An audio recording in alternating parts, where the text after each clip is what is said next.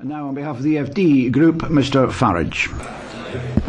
Thank you. I want to begin today on a happy note to remember that it is 20 years ago this very week that the United Kingdom, having been signed up by the Conservative government to the exchange rate mechanism, broke out of the exchange rate mechanism. It was a great liberation for us, and of course, once having been bitten, we didn't join the euro project, thank goodness.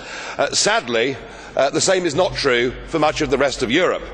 And I thought, through the last 18 months or so, that the economic logic of why Britain left the ERM would apply, particularly to those Mediterranean countries, and I foresaw that actually those countries would leave the Eurozone probably with Greece leaving this year. But I now have to accept that I've been wrong about that, because I had totally underestimated the complete fanaticism, Mr. Barroso, of you, your College of Commissioners and the European Central Bank. You've come out fighting on all fronts. Today you announced there's going to be a banking union, yet more centralised control, yet more regulation. You make it clear that whilst you think the nation state should continue to exist, it mustn't have any democratic powers. All democracy is to be vested here under what you call the community method, which of course means that your unelected commission has the sole right to present that legislation. So I don't believe you when you say that, and I find the tone of much of what has been said and done over the last few days really very worrying. Mario Draghi, now known by some that believe in the euro as Super Mario, well, he showed us his big bazooka the other day. He upped the stakes and he told us, and it's to me an odd concept, that he had unlimited money. Now, I don't think money grows on trees, and I think that money is limited to what the German, Dutch and Finnish taxpayers are prepared to put in. But he's made it clear his intention. He will fight to the last German taxpayer to keep the Mediterranean countries that should never have joined the euro in there. And you've got, of course, the Prime Minister now of Italy, perhaps we ought to call him Monstrous Mario, who made it clear last week that he feared that nation-state democracy could bring down the European Union, and therefore we have to bypass nation-state democracy and pass all the powers here. Your henchman, Olli Rehn, who's here today, I mean, he dares to tell countries when they should and should not have general elections. He's urging Spain to accept a full bailout so that they too are trapped in the euro prison. You know, I have to accept that you now have the whip hand over the citizens of Europe, and I now think that this euro crisis will go on for a whole miserable decade. In the end, you will have to face the reality that even France and Germany cannot survive together in the same economic and monetary union, and certainly with President Hollande reducing retirement ages, upping minimum wages and bringing in a hate tax for the successful, which will see all the entrepreneurs leave France, I'm afraid that gap will get bigger. And I wonder where the hope comes for those that believe in nation-state democracy. Well, we've heard that the German court this morning has decided that the ESM is okay.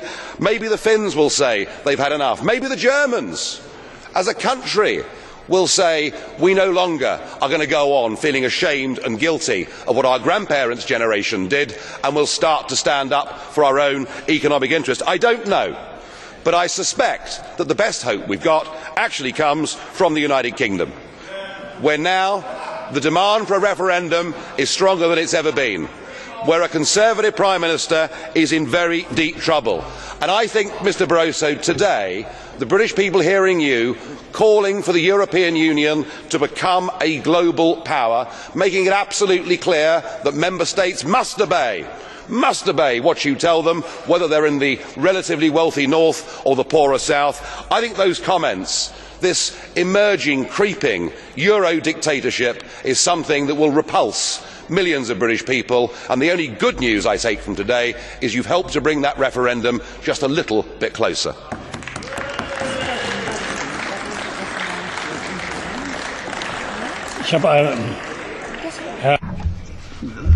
Mr. Farage, I have a question for you.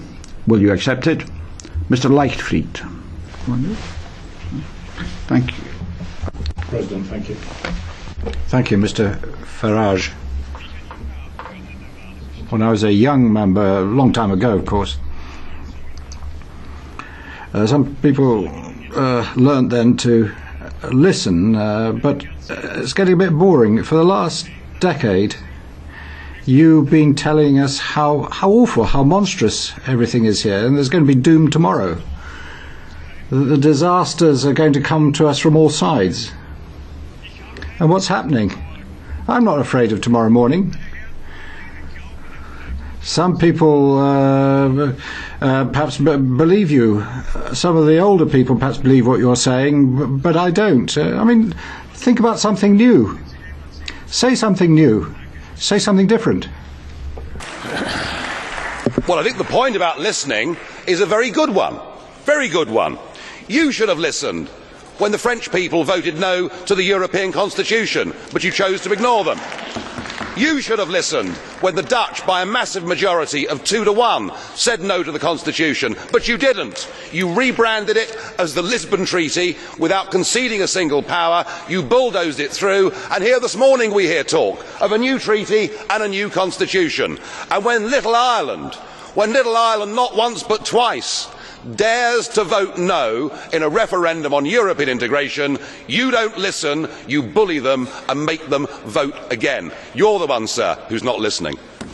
Das Wort hat jetzt Frau. Thank you.